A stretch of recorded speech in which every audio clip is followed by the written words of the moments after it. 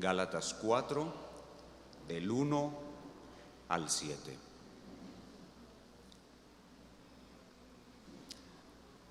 Así dice el Señor: pero también digo, entre tanto que el heredero es niño, en nada difiere del esclavo, aunque es señor de todo, sino que está bajo tutores y curadores hasta el tiempo señalado por el Padre. Así también nosotros, cuando éramos niños, estábamos en esclavitud bajo los rudimentos del mundo. Pero cuando vino el cumplimiento del tiempo, Dios envió a su Hijo, nacido de mujer y nacido bajo la ley, para que redimiese a los que estaban bajo la ley, a fin de que recibiésemos la adopción de hijos. Y por cuanto sois hijos, Dios envió a vuestros corazones el Espíritu de su Hijo, el cual clama: Abba, Padre. Así que ya no eres esclavo, sino hijo, y si hijo, también heredero de Dios por medio de Cristo. Amén. El contexto de nuestro pasaje es la guerra entre Satanás y sus aliados contra Cristo y sus aliados en las iglesias de Galacia, en las que Satanás pretende introducir la herejía judaizante. ¿Qué es la herejía judaizante?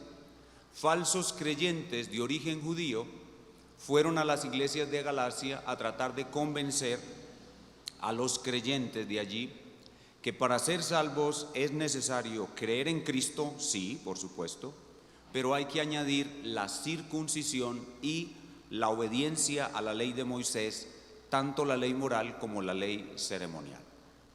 Pablo reacciona ante este ataque. Esto es un ataque de Satanás a la verdad, y Pablo reacciona ante este ataque con furia antijudaizante.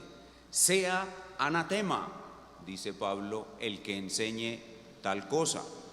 Luego utiliza algunos eventos de su vida que tienen efecto antijudaizante, como 2 viajes suyos a Jerusalén y el viaje de Pedro a Antioquía.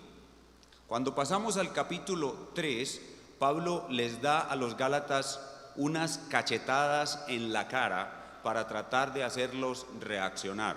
Les dice: insensatos, necios, ¿quién los embrujó? Embrujados.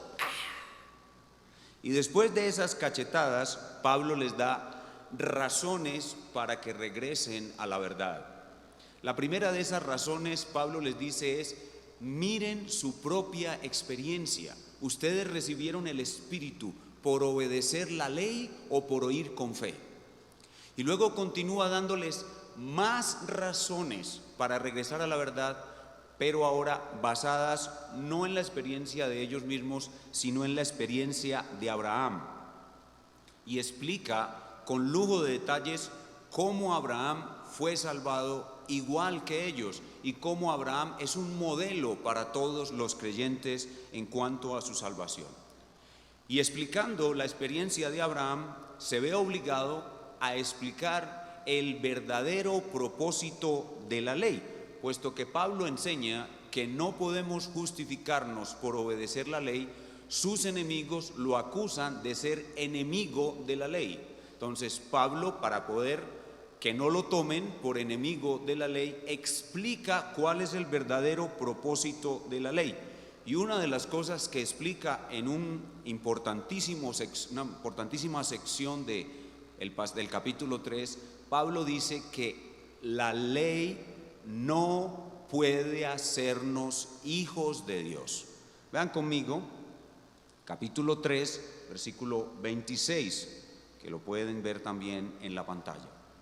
Dice: pues todos sois, se refiere a los gálatas, ¿no? Pues todos sois hijos de Dios por la fe, no por la ley. Vosotros sois hijos de Dios por la fe en Cristo Jesús. Y miren cómo lo refuerza en el verso 29.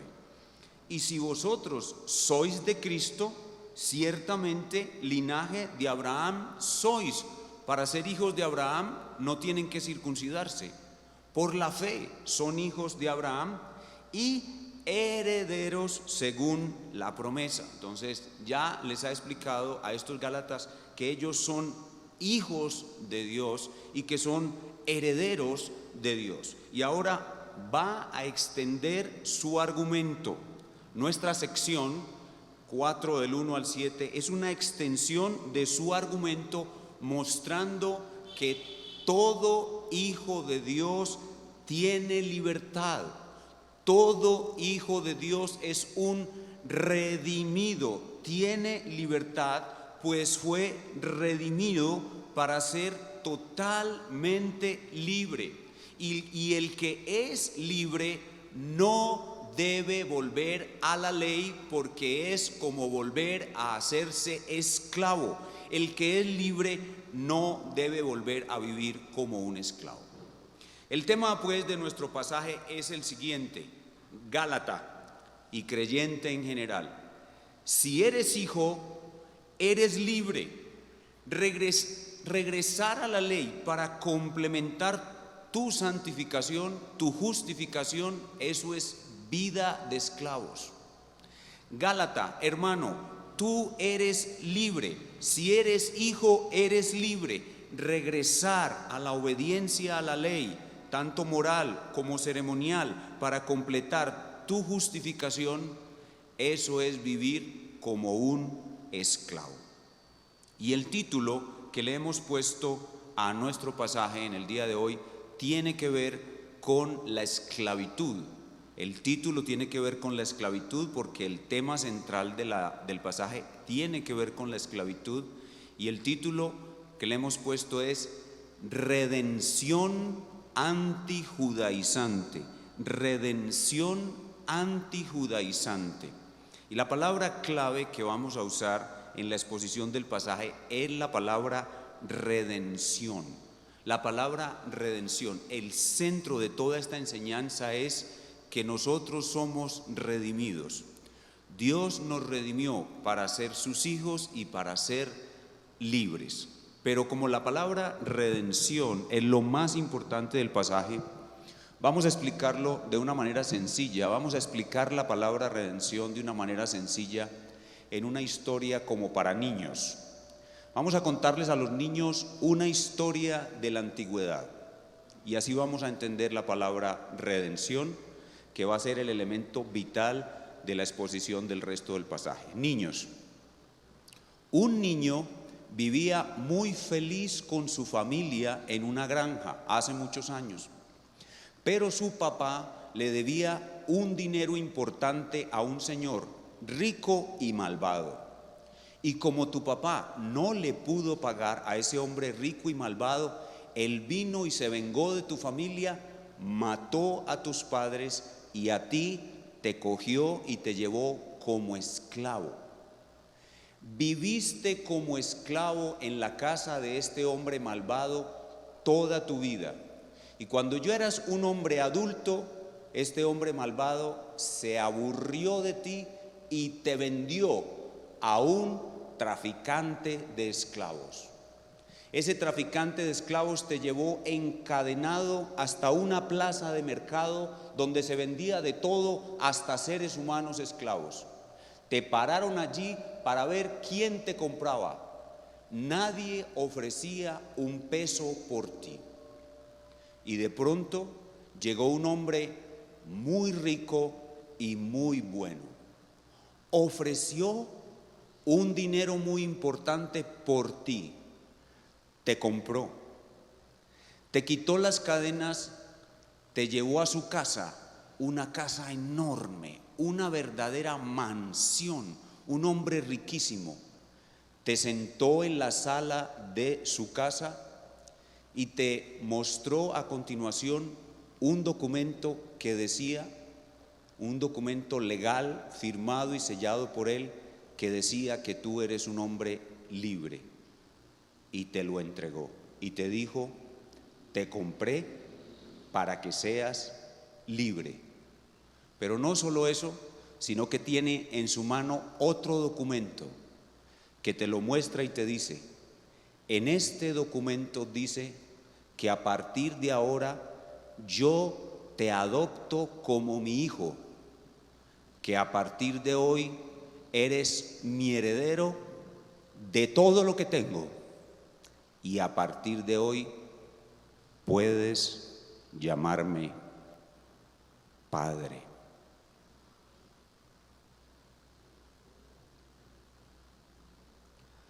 Eso es la palabra redención. Redención es ser liberado de la esclavitud por el pago de un precio y convertido en hijo de Dios. Eso significa la palabra redención. Habiendo entendido entonces el significado de la palabra redención, en nuestro pasaje vamos a ver tres cosas acerca de la redención. Uno, la redención necesitada, en los versículos del 1 al 3. Dos, la redención realizada, en los versículos 4 y 5. Y tres, la redención recibida, en los versículos 6 y 7. Y recuerden, ¿cuál es el propósito de esta enseñanza acerca de la redención? Que los gálatas no sigan la doctrina judaizante, y por eso le hemos puesto por título redención antijudaizante. No podemos sacar eso de la cabeza en ningún momento. ¿Para qué vamos a hablar sobre la redención, algo tan hermoso en esta mañana? Para que nunca seamos judaizantes. Veamos en primer lugar la redención necesitada. Estamos ubicados en la máquina del tiempo en el siglo I, pero la redención, la doctrina de la redención es para las iglesias de todos los siglos. Número 1, redención necesitada. Pablo introduce nuestra necesidad de la redención explicando la similitud que hay en una casa de ricos entre el hijo del dueño cuando es niño y uno de sus esclavos. Lo primero que Pablo hace con esta comparación, compara a un niño hijo del dueño con un esclavo para enseñarnos la necesidad que teníamos de la redención. Es decir, Pablo nos muestra lo que éramos, y eso nos muestra la necesidad que tenemos de la redención. Veamos entonces el verso 1, 4:1. Dice, pero también digo, entre tanto que el heredero es niño, en nada difiere del esclavo, aunque es señor de todo. Noten, en nada difiere del esclavo. El hijo de un hombre rico, cuando es niño, en nada difiere del esclavo por su inmadurez, porque por su inmadurez no puede disfrutar de todo lo que posee y es como si no tuviera nada, igual que un esclavo que no posee nada. Pero el niño está siendo preparado para poseer todo lo que ya es suyo. En cambio, el esclavo siempre seguirá siendo esclavo sin poseer nada. Así éramos los elegidos de Dios. Éramos, aunque elegidos, éramos niños cuando antes de conocer a Cristo, pero éramos exactamente iguales a los esclavos de este mundo. Ninguna diferencia había entre nosotros y ellos. Pero Dios estaba preparando todo para que llegásemos a ser redimidos. Verso 2. Sino que está bajo tutores y curadores hasta el tiempo señalado por el Padre. Tutores y curadores en el tiempo antiguo eran otros esclavos que servían de maestros y cuidaban a los niños de su amo. Y estos tutores y curadores que lo preparan para ser un buen dueño. Él nunca será un esclavo, en cambio el esclavo nunca será dueño. Así éramos nosotros antes de venir a Cristo. Aunque habíamos sido elegidos para ser herederos, para ser hijos, éramos iguales a los demás, pero Dios en su infinita misericordia estaba llevando nuestras vidas hasta el momento en que recibiríamos los beneficios de su redención. Pablo toma ahora esta esclavitud aparente del niño heredero y la lleva a la perfecta libertad, desarrollando su parábola al comparar esa aparente esclavitud que tiene el niño, hijo del heredero, con la verdadera esclavitud en la que estuvimos los elegidos de Dios bajo los rudimentos del mundo y bajo la ley antes que viniese la redención. Veamos el versículo 3. Así también nosotros, noten cómo Pablo hace aquí una comparación entre esa aparente esclavitud del niño heredero con nosotros. Dice, así también nosotros, cuando éramos niños, estábamos elegidos por Dios, pero aún no éramos hijos.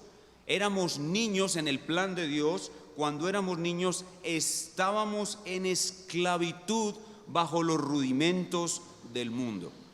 ¿A qué se refiere Pablo aquí con los rudimentos del mundo? Son las enseñanzas de origen humano con que la humanidad, cada uno a su manera, busca la salvación por medio de su propio esfuerzo. Todas las religiones del mundo, todo sistema en el cual el hombre procura acercarse a Dios, tiene en común que el hombre busca salvarse por su propio esfuerzo. Y eso es lo que Pablo llama los rudimentos del mundo. Entonces nosotros éramos esclavos de los rudimentos del mundo. Pablo entonces compara esa esclavitud aparente del niño con la verdadera esclavitud que teníamos nosotros bajo los rudimentos del mundo antes de que viniera la redención. Y así nos muestra la gran necesidad que tenemos de ser redimidos. Y ahora pasa a mostrarnos cómo es que Dios hizo la redención, cómo es que nos liberó de aquella esclavitud y nos hizo libres e hijos. Y ese es el segundo elemento de nuestro pasaje, la redención realizada. ¿Cómo realizó Dios la redención? Versículo 4. Pero cuando vino el cumplimiento del tiempo, Dios envió a su Hijo, nacido de mujer y nacido bajo la ley. La palabra pero deja la necesidad como la base de lo que va a decir a continuación. Nosotros éramos esclavos, aunque éramos elegidos, éramos esclavos, vivíamos bajo los rudimentos del mundo. Pero cuando vino el cumplimiento del tiempo, ese cumplimiento del tiempo nos muestra claramente que la redención es un plan perfecto, totalmente controlado y orquestado por Dios. Cuando vino el cumplimiento del tiempo, el tiempo en que su Hijo sería encarnado, dice, Dios envió a su Hijo. Y estas palabras, envió a su Hijo, nos indican que su Hijo, el Hijo eterno de Dios, ya existía. Él simplemente fue enviado, Dios lo envió. Y se refiere entonces a la segunda persona de la Trinidad que se hace hombre, se encarna. Solo Él puede ser el Redentor, porque Él es verdaderamente Dios y verdaderamente hombre en una sola persona. Él es el único que puede pagar el precio que nos libera de la esclavitud.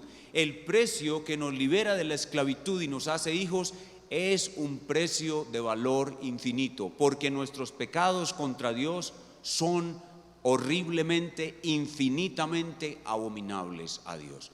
Un pecado, uno solo, contra Dios es un pecado de horripilancia infinita. Y solo una ofrenda, un sacrificio, un pago de valor infinito puede alcanzar la redención.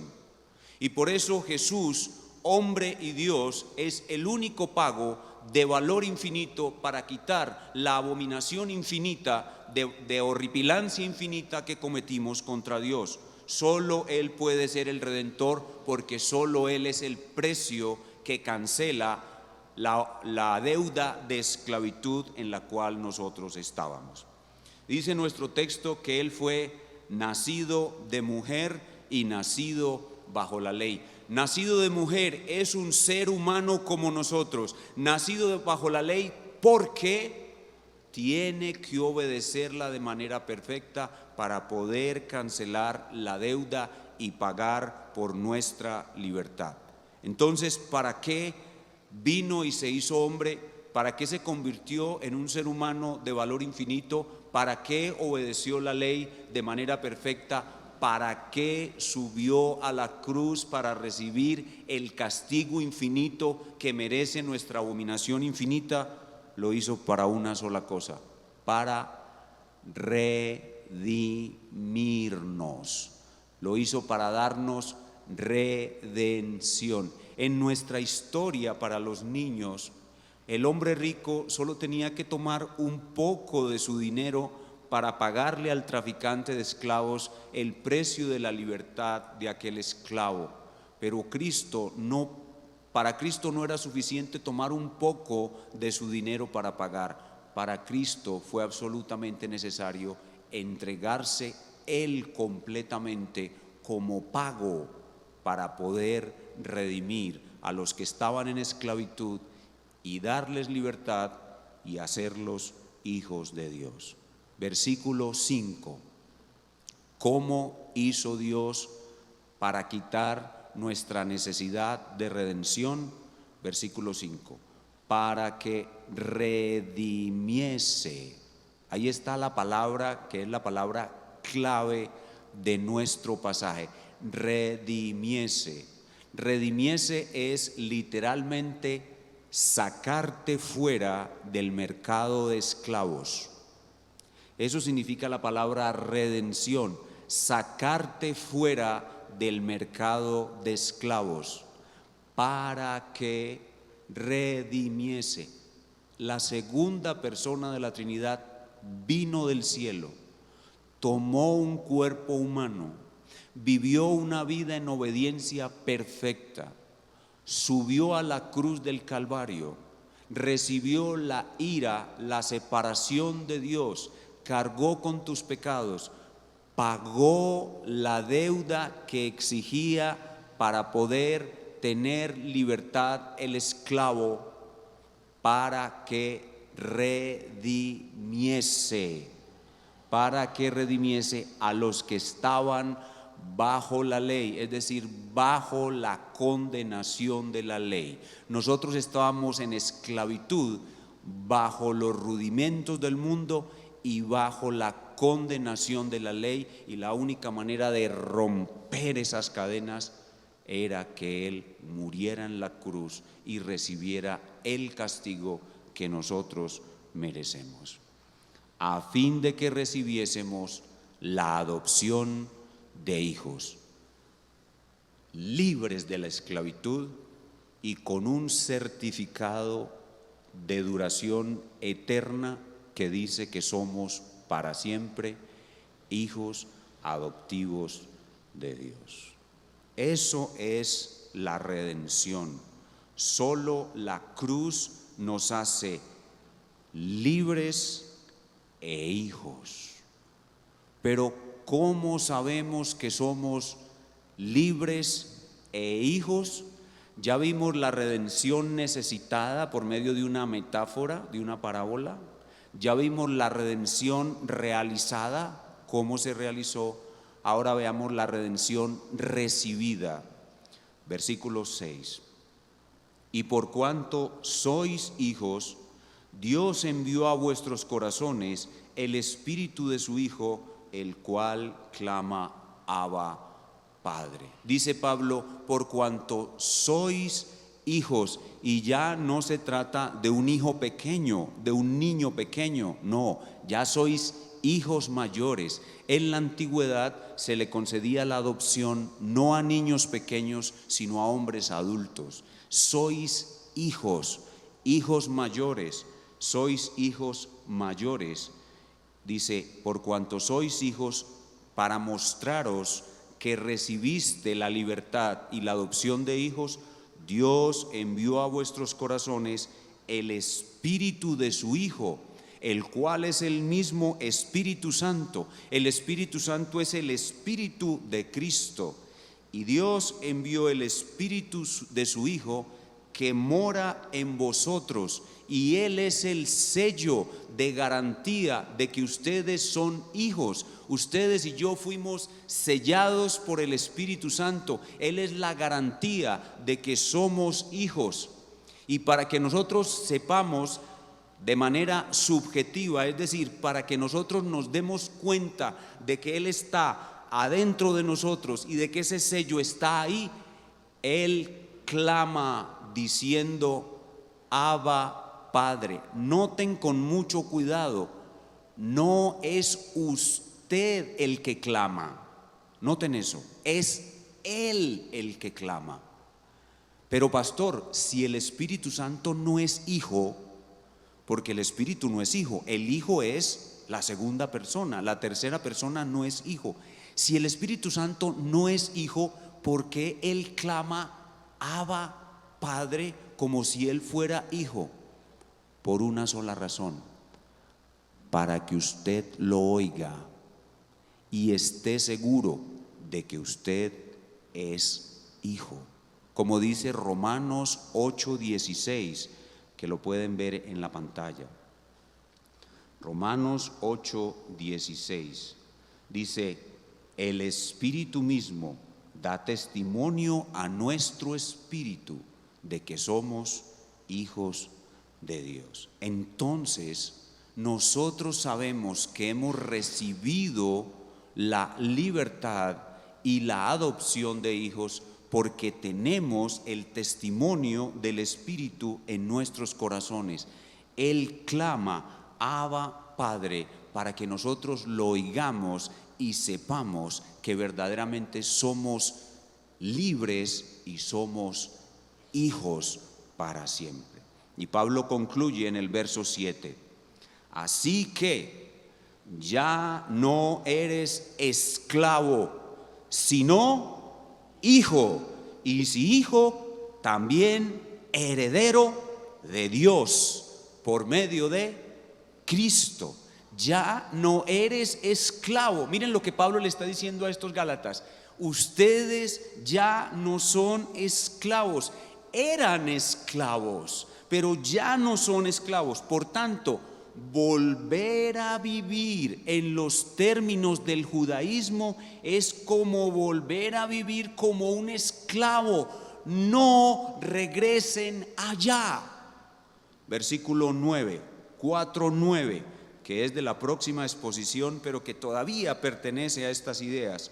4:9 dice Pablo: mas ahora, conociendo a Dios, o más bien siendo conocidos por Dios, ¿cómo es que os volvéis de nuevo a los débiles y pobres rudimentos a los cuales os queréis volver a esclavizar? Los judaizantes pretendían que ellos se esforzaran como por llegar a ganar una herencia. Pablo les dice: no, para ganar una herencia no hay que hacer nada, hay que ser simplemente hijo. Ustedes no tienen que esforzarse por ganar una herencia, solo tienen que esperarla. La herencia solo se espera. Ustedes ya son hijos, ya son herederos, ustedes ya son libres, ya son hijos, ya son herederos. No tienen que esforzarse por ganar la herencia, solo tienen que esperarla. Y esa es la enseñanza de nuestro pasaje. Vimos entonces la redención necesitada, la redención realizada y la redención recibida. Y todos ustedes ya quedaron sabiendo qué significa la palabra redención. Ahora, ¿cómo aplicamos eso a nosotros los creyentes del siglo XXI? Lo primero es que si esto le dijo Pablo a los gálatas en el siglo I para que rechazaran las herejías judaizantes, pues también nosotros en el siglo XXI estamos siendo asediados por herejías judaizantes y nosotros también debemos rechazarlas. Los judaizantes están por todas partes, están en el trabajo, están en la universidad, son los vecinos, y ellos te van a decir que si tú eres cristiano debes recordar o debes saber que el domingo, el día de reposo, no fue cambiado de sábado a domingo. Comienzan a inquietarte con ese primer engaño. que el día de reposo no fue cambiado de sábado a domingo. Y si tú estás débil y no entiendes bien el cambio de sábado a domingo, te van a confundir. Luego te van a decir que para poder ser un verdadero cristiano tienes que pronunciar el nombre de Jesús en hebreo. Y como tú no sabes nada de hebreo, te van a confundir. No hay que pronunciar el nombre del Señor Jesús en hebreo. El Señor Jesús sabe todos los idiomas y entiende cuando lo pronunciamos en nuestro humilde castellano. Y lo tercero que te van a decir es: mire este video que le mando, recuperando las raíces hebreas del cristianismo. Y ahí aparece un señor que dice ser pastor, pero que está vestido como un rabino judío, que va a presentar un montón de argumentos lingüísticos para tratar de convencerte de que el cristianismo debe parecer judaísmo. Si tratamos de mezclar cristianismo y judaísmo, estamos desatendiendo la enseñanza del Espíritu Santo en la carta a los Gálatas. Entonces, aplicación número 1, si Pablo le dijo esto a los creyentes de Galacia, primer siglo, para que rechazaran los movimientos judaizantes, tú también hoy, en el siglo XXI, debes rechazar los movimientos judaizantes. Pero en segundo lugar, como segunda aplicación, debes procurar escuchar al Espíritu Santo cuando clama dentro de ti: Abba, Padre. Debes procurar escuchar al Espíritu Santo cuando clama dentro de ti: Abba, Padre. ¿Y cómo lo haces? ¿Cómo haces para escuchar al Espíritu Santo dentro de ti cuando clama Abba, Padre? Primero que todo, no vas a escuchar una voz audible. No se trata de una voz audible. Tampoco es una emoción o un temblor. No. Es una convicción que el Espíritu Santo va a ir dándote día tras día, de que tú eres un verdadero hijo de Dios. ¿Cómo? Número 1, debes asegurarte de haber creído el verdadero evangelio de Jesucristo. Las personas que niegan que Jesús es Dios, ellos no conocen el verdadero evangelio. Las personas que niegan que Dios es trino, ellos no conocen el verdadero evangelio. Las personas que buscan justificarse haciendo buenas obras, ellos no conocen el verdadero evangelio, pero tú sí lo conoces. Tienes que asegurarte de que realmente crees el verdadero evangelio. El Espíritu Santo solo habla cuando en tu corazón está el verdadero evangelio. En segundo lugar, debes mirar en ti mismo los rasgos distintivos de un verdadero cristiano. Debes mirar en ti mismo los rasgos distintivos de un verdadero cristiano. En Primera de Juan, la primera epístola del apóstol Juan, Juan describe esos rasgos. El verdadero cristiano está arrepentido de sus pecados, reconoce que es pecador, ama a los hermanos, ama la iglesia, ama la Biblia, ama la oración, ama hablar a otros de Cristo. Busca en ti los rasgos distintivos de un verdadero cristiano. Si tu corazón está firmado en el verdadero evangelio y en ti están los rasgos distintivos de un verdadero cristiano, el Espíritu Santo te va a ir dando progresivamente, cada vez más y más fuerza, la convicción de que tú eres un verdadero hijo de Dios y de que tu salvación es segura, de que realmente fuiste redimido por la sangre de Cristo. De esa manera lo escucharás a Él cuando clama dentro de ti diciendo: Abba, Padre. Y si aquí hay alguna persona que no ha entregado su vida completa a Jesucristo, la palabra de Dios le dice hoy: amigo, así dice el Señor, tú eres un esclavo, no eres libre y no eres hijo.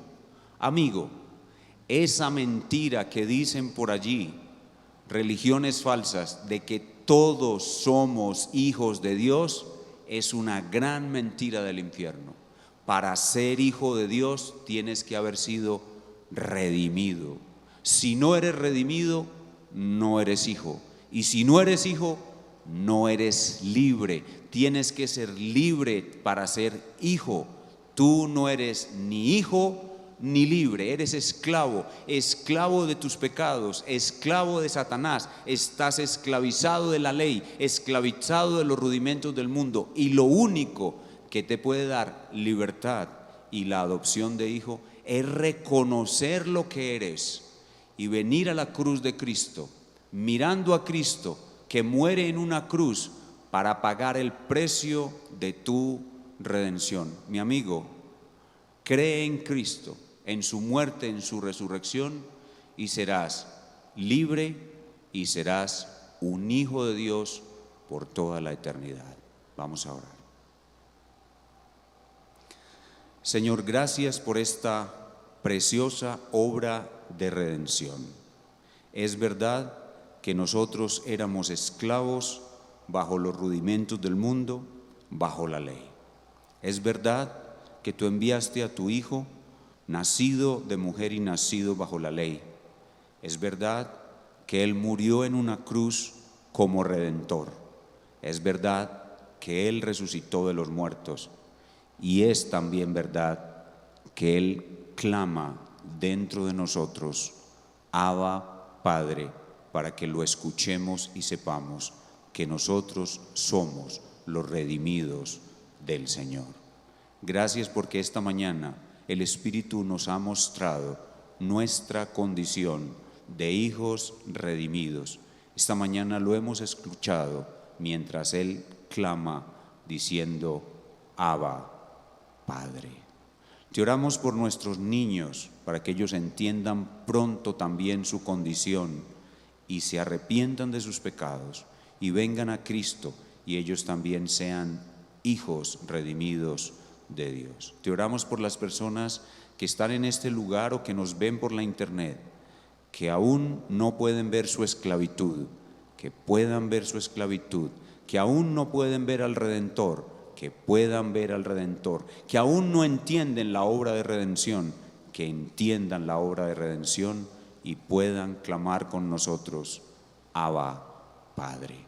Ahora permite que nosotros te honremos con cánticos, permite nuestra participación en la Santa Cena y que podamos disfrutar de un momento hermoso de comunión con nuestro amante Padre, en el nombre de Jesús. Amén.